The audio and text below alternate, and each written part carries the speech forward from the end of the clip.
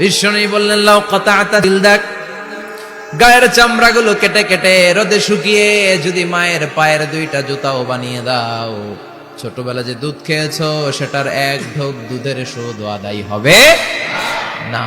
এজন্য মা যে কি কষ্ট করে। এখানে বেশিরভাগই আমরা নর্মাল প্রসেসে পৃথিবীতে এসেছি, তাই না? সিজারিয়ান বেবি খুব কম, থাকলে এক দুইটা।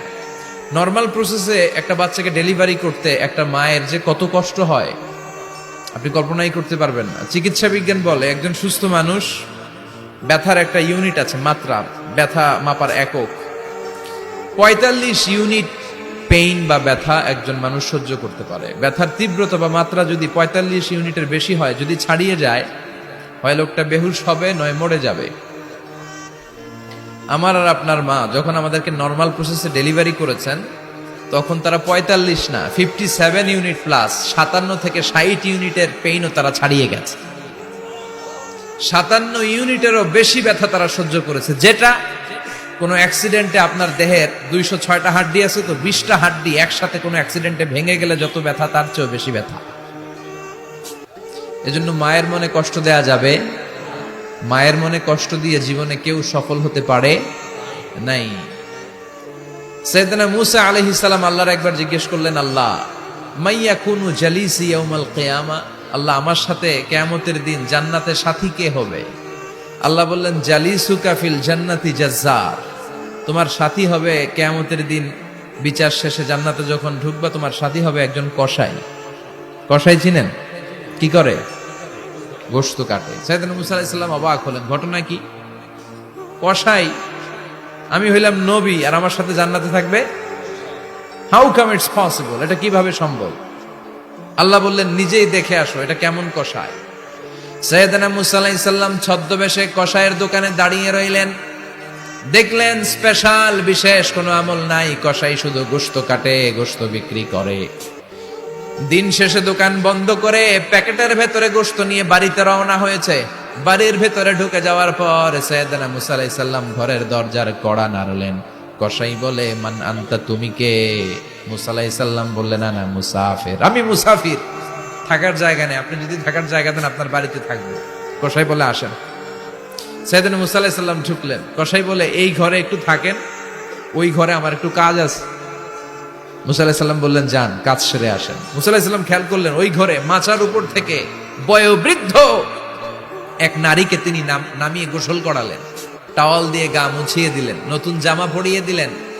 এরপর দোকান থেকে আনা সুন্দর গোশতের টুকরাটারে নিজ হাতে কেটে রান্না করলেন। তারপর রুটি বানালেন, আর গোশত আর রুটি হাতে নিয়ে ওই মহিলার মুখে তুলে দিচ্ছেন। মহিলা খাচ্ছে, খায় আর বিড়বিড় করে কি যেন দোয়া পড়ে। সুবহানাল্লাহ পড়বেন না? ওই মহিলাকে খাওয়ানোর পরে কসাই সাইয়েদনা মূসা আলাইহিস সালামকে মেহমান হিসেবে খাবার নিয়ে আসলেন। বললেন, ও পথিক, খাবার খান, সকালবেলা আপনিও চলে যাবেন, আমিও যাব আমার দোকানে, খেয়ে আপনি ঘুমিয়ে পড়েন। মূসা আলাইহিস সালাম বললেন, ততক্ষণ পর্যন্ত তোমার আনা খাবারে আমি হাত দিব না যতক্ষণ না তুমি বলবা ওই মহিলাটাকে।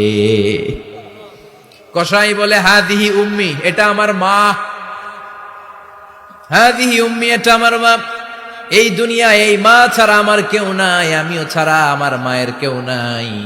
তাই প্রতিদিন দোকানের কাজ শেষ করে গোশত এনে রান্না করে আমার মারে আমি খাওয়াই। হাদিহি উম্মি, এটা আমার জনম দুঃখিনী মা। সাইয়েদনা মূসা আলাইহিস সালাম, বুঝলাম তোমার মা, কিন্তু তুমি যখন রুটি তোমার মায়ের মুখের ভেতরে তুলে দিচ্ছিলে তোমার মা বিড়বিড় করে কি যেন পড়লো, কি পড়ে তোমার মা?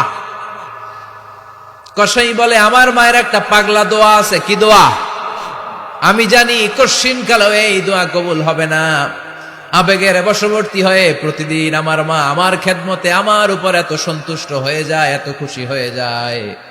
আমার মা প্রতিদিন বলতে থাকে, আল্লাহুম্মা জাআল ইবনি জালিসা মূসা ইয়াউমাল কিয়ামা। ও আল্লাহ, আমার ছেলের খেদমতে আমি এত সন্তুষ্ট, আমার ছেলের উপর আমি এতটাই রাজি খুশি। শুনেছি এই জামানার সবচাইতে বড় পয়গম্বর, বনি ইসরাইলের সবচাইতে বড় নবী, ওই নবীর নাম নাকি মূসা।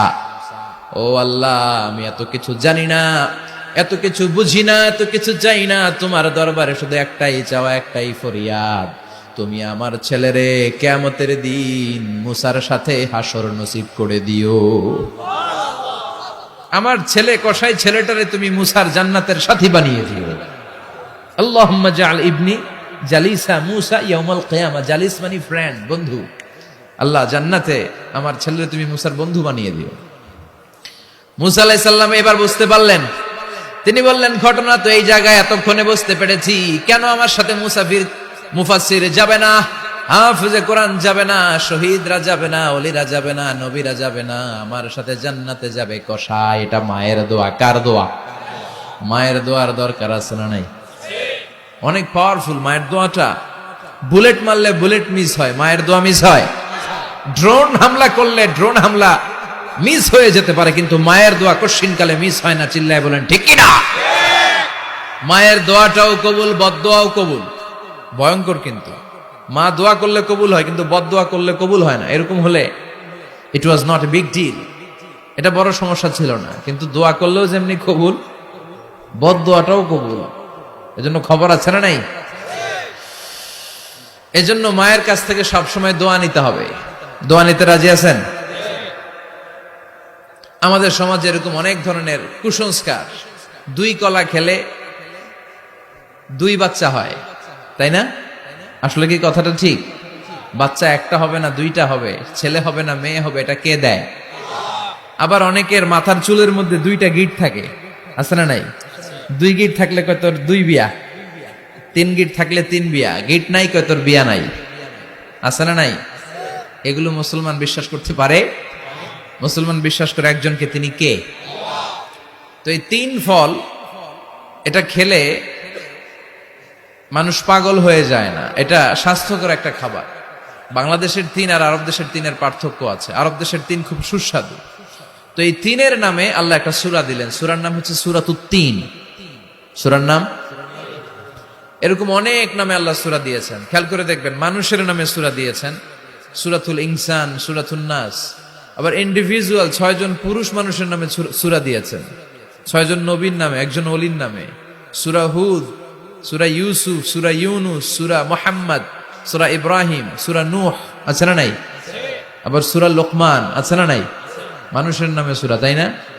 তো 7 জন পুরুষের নামে সূরা, আর মাত্র 1 জন নারীর নামে আল্লাহ সূরা দিলেন। বলেন তো এই সূরাটার নাম কি? মারিয়াম। তো রেশিওটা কম হয়ে গেছে না?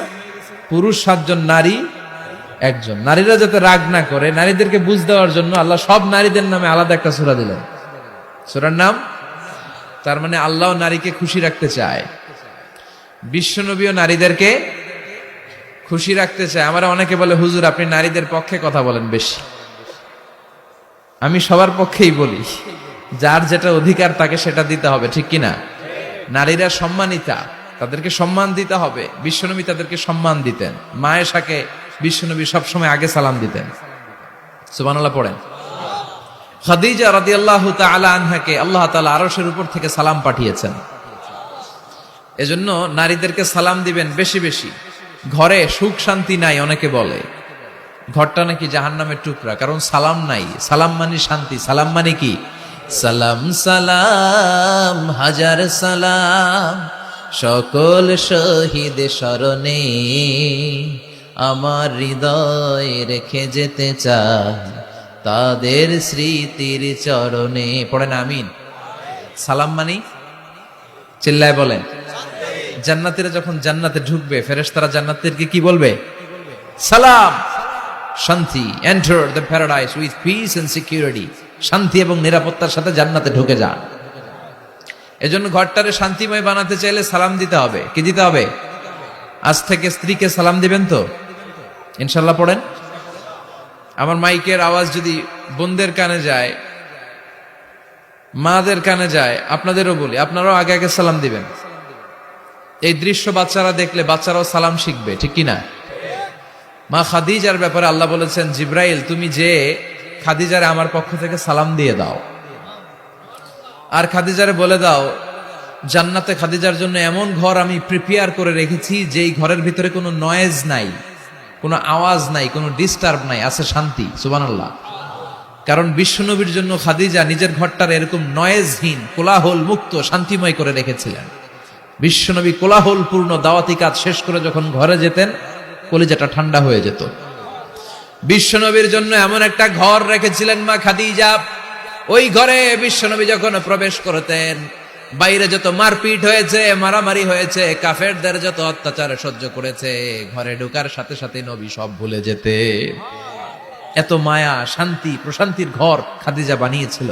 এজন্য আল্লাহ বলেছে, জিব্রাইল খাদিজারে বলো, খাদিজার জন্য এমন জান্নাত আমি রেখেছি যে জান্নাতে কোনো সাউন্ড নাই, আওয়াজ নাই, ডিস্টার্ব নাই, কোলাহল নাই, কোনো নয়েজ নাই। চিল্লায় পড়েন আল্লাহু আকবার। এজন্য মায়েরা খাদিজার জীবনী থেকে শিক্ষা, স্বামীর জন্য ঘরটারে প্রশান্তিপূর্ণ করে রাখবেন, প্রশান্তির একটা জায়গা যেন হয়।